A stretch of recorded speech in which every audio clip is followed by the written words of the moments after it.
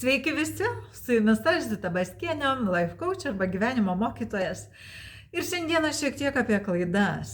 Dažnai jūs rašot, kad klaida jau padaryta, nieko nebepavyks, jau per daug laiko praėjo ir panašiai. Aš jums noriu pasakyti, kad jūsų klaidos visada jūs gali atvesti į geresnę poziciją. Didžiausia klaida yra padarius klaidą galvoti, kad tai yra nepataisoma. Jeigu jūs nueinate kažkieno kito keliu, ką jūs pati nejaučiat arba pats ir pasiduodat kažkieno įtakai ir ten atsiranda keblios situacijos, tai yra ne jūsų klaida.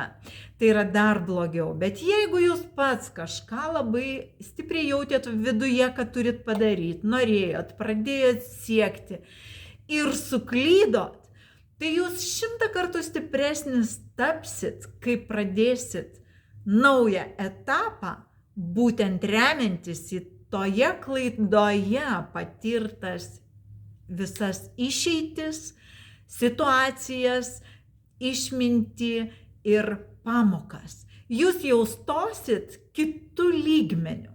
Mes, kai baigiam 1, 2, 3 klasę, 4, 5, ar ne, po to prasideda kitas lygmuo.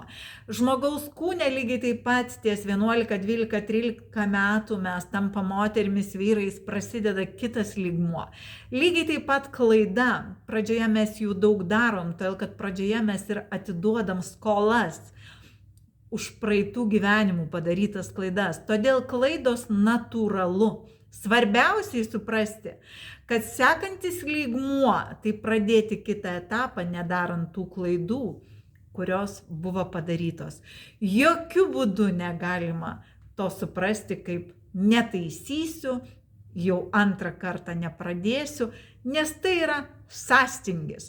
O pagrindinė matricos ir pasaulio veikimo sistemos dalis ir yra judėjimas. Tai nebijokit klaidų, bijokit netaisyti klaidų. Ačiū.